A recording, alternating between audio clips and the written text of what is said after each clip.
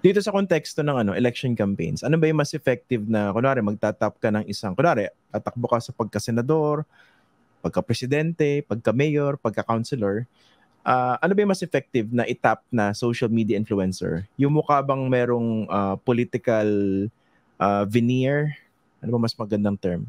Yung medyo mukhang political yung kanyang content or mas maganda hindi para hindi obvious? Kunwari, ang content niya naglalaba, nagre-review ng laruan, okay, sumasayaw Depende na yan. kung ano-ano.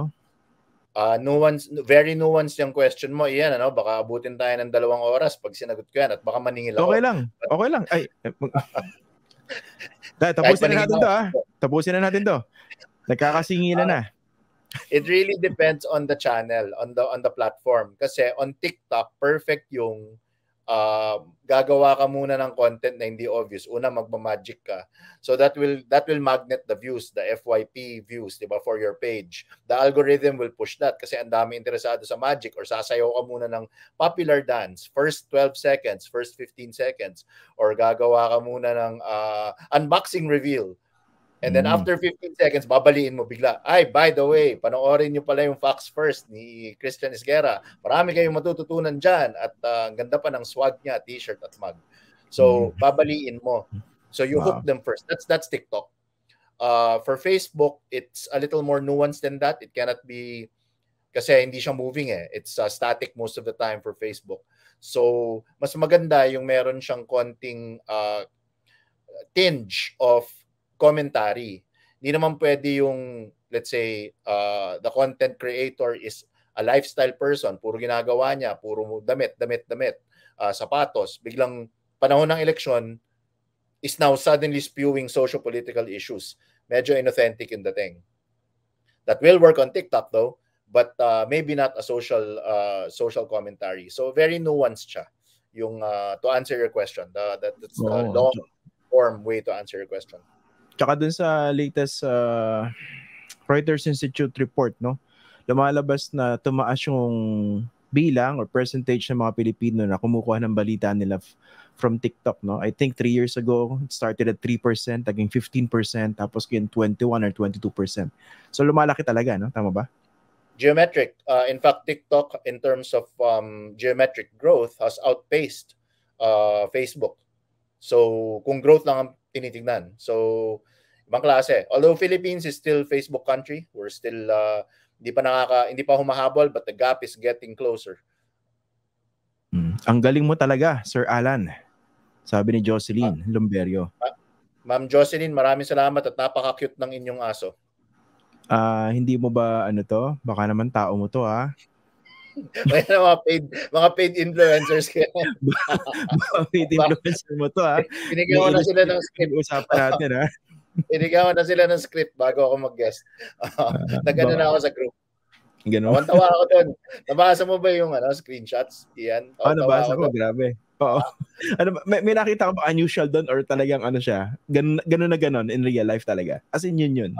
Tama ba? Well, the first thing that jumped out at me was I don't know if I understood it correctly or baka mali yung pagkakaintindi ko, but this dude was looking for content creators with 3 million followers.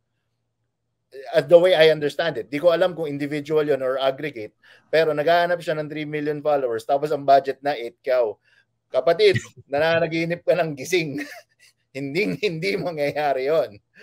Baka $8,000, pero 8,000 pesos, hindi ka makakakuha ng tinatawag naming macro influencer. Nano influencer ka lang. Yung mga nakwento mo kanina, iyan, yung mga nakasando, may tattoo na ballpen, yung mga ganyan. Yun, yung mga umiinom ng ice tubig sa may sari-sari store. Yun ang mga makukuha mo, 8K. So I was shocked. Sabi ko, seryoso, 3 million, 8K yung budget, nakakatawa siya. But if you read it, ganun-ganun talaga. In fairness, well organized. May script siya, meron pa siyang mga reminder na personalized din yung content ninyo. Kailangan may mga adlib kayo. But the general script is blank. So, nakakatawa siya. Ito sa source of... Sorry. Anong tawag sa ganun? Headhunter ba yan? Or anong term dyan? Well, we call them mods, no? The usual term for them is mods. or magnets. We call them mods or magnets. Sila yung magnet, no? But that's an insider term, by the way. See, I've done it again. I'm gonna get kicked out of our secret society. But yan yung mga parang recruiter yan. Pero yung magbigay ka ng 3 million followers, 8K, ako, Diyos ko. If only, wow, I wish I could get, let's put things in context, di ba? Si Small Laude, may dalawa siyang TikTok page. We're talking of only TikTok, TikTok lang, wag nating isama aggregate Facebook, Instagram. But Small Laude, the Small Laude, the mighty Small Laude, has 2 TikTok pages. Yung isa, 616,000 followers. Yung isa, 986,000 followers. You think you can get Small Laude for 8,000 pesos? Good luck, bulaklak. Good luck, bulaklak. Walang bago yung good luck, bulaklak. Okay, ito, nabanggit mo na rin yung presyo, no? Kasi nga, I think more than a month ago, naglabas sa isang pag-aaral, no?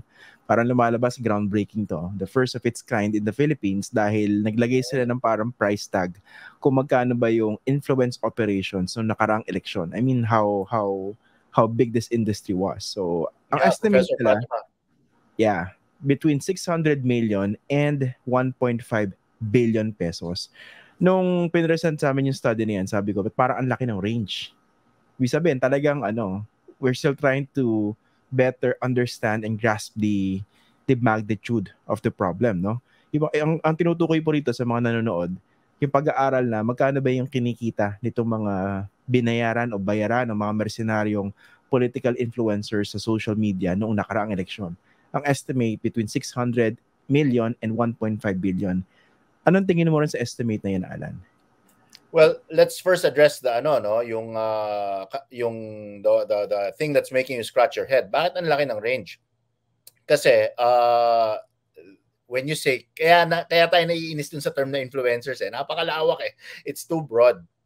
So you have to further chop that down to nano influencers, yan yung mga under 500,000 followers, micro influencers, yan yung mga 500 to 1 million. Tapos macro, sky's the langit na yan. Kaya napakalaki ng range because your nano, mga ano lang yan, 5,000 to 8,000 per post. Babayaran mo yan. Yung mga micro, the jump is so big to go from nano to micro. Biglang yung 5,000 to 8,000 mo, magiging mga 40 to 50,000 yan per post. Tapos yung mga macro, that's 80,000 to 100, sky's the limit, no ceiling anymore. If you're gonna get really the heavy hitters. Ano ba yung biggest term dyan? Mega? Ano ba yan? Ano ba yung pinakataas talaga? Kasi syempre infinity naman yan, di ba? Pero I mean yung pinakamataas. We stop at macro, pero kung susundan mo yung potato corner, giga dapat yan, giga. Parang price. Di ba? Teka, paid advertisement ba yan?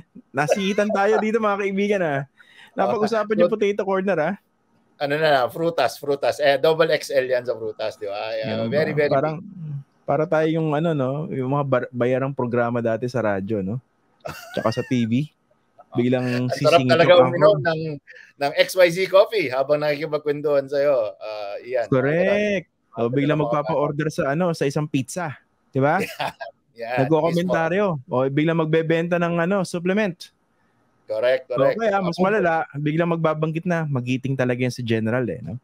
Okay, si Mayor o si Senador. Kausap ko kanina si Mayor at nasabi niya, yan, ganun. Nakakasunod ba yung mga nanonood? Kasi kami lang naman nag-uusap dito pero yung tinutukoy ko sa kanya kasi marami rin talagang corrupt tsaka mercenaryo sa mainstream media na minsan bigla sila magpupuri ng isang tao, yung pala tatakbo, pero may bayad dyan. Tama ba? Kumbaga yung pasingit may bayad dyan, di ba? Creative buy ang tawag natin doon. Creative buy. Yes, kasi hindi siya ad, hindi siya you have to creatively insert person, product, or service in the conversation. So halimbawa, sinabi ko, ay buti pa yung salamin mo, iyan, walang glare. Siguro nabili mo yan sa blank. Parang gano'n, di ba? Yan, parang creative buy. Ganun ba? Someone comes to mind pero syempre ayokong banggitin. Hindi ko na naman siya napapanood ngayon Pero grabe yun. That's why they don't like you, brother.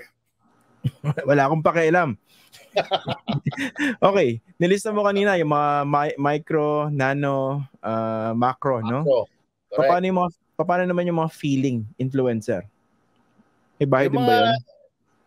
Well, alam mo, yung mga feeling influencer, yung mga nakakatawa. I mean, in my profession, you'd expect that I get a lot of those feelingeros. Source of great joy for me and amusement, no? Kasi sila yung lalapit sa'yo, baliktad.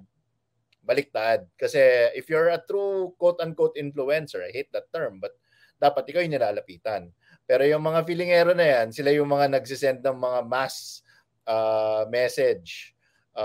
Either email, social media platforms, mag-message siya. Tapos ino-offer yung page nila. Hello po, just to let you know, I have X amount of followers and I do X amount of content per day. Kung gusto niyo po, may clients kayo, pwede nating tulungan sa social media. Yan yung mga feelingero. Nakakatawa sila. Yun pala yun. Sabi ni Rick Roque, or Rick Rouge. Ano bang pronunciation mo, Rick? Rouge or Rogue? Rogue. Si Rick Rogue yan. Rick Rogue. Di ba ito yung parang sa Baton Rouge? Sorry Well, iniisip ko yung X-Men na, yung taga-X-Men na pag hinawakan ka, makukuha niya yung powers mo. Si Rogue. Yung sexy. Si Rogue. Lahat sila sa X-Men sexy. They're drawn that way. Christian Esguerra. They're drawn that way. But mga pseudo-influencers. Good point by Mr. Rick. Pseudo, nagpapanggap. Mga nagpapanggap na influencers. So sa ganyan, kunwari sa context ng political campaign, may mga nag-volunteer din talaga? Meron. By the way, meron din mga nagpapanggap na political strategist at nagpapanggap na PR expert and campaign experts. Marami rin yan. But that's another topic for another day. But yes, yung mga pseudo-influencers, yan ang gawain nila. Kumbaga sila, they send out their quote-unquote resumes mass. Curious lang ako, ba't parang napaka-specific kung sinasabi mo na yan? Yung mga pseudo-campaign strategies. Parang may muka. Parang kung lilinaw lang yung glare sa salamin mo, parang meron nakapintang muka doon sa sinasabi mo yun. I cannot control what you think, Ian. I cannot. Okay. Parang napaka-specific eh. Parang meron kang sinusundot o pinapatamaan. Meron ba? Well, marami sila. Marami silang mga yung mga nakapanood lang ng season 1 to 5 ng ng isang House of Netflix Cards series.